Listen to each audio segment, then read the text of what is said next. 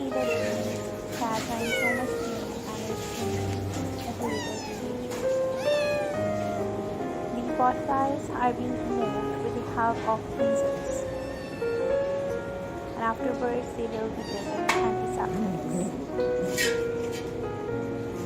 I hope you like the video. Thank you.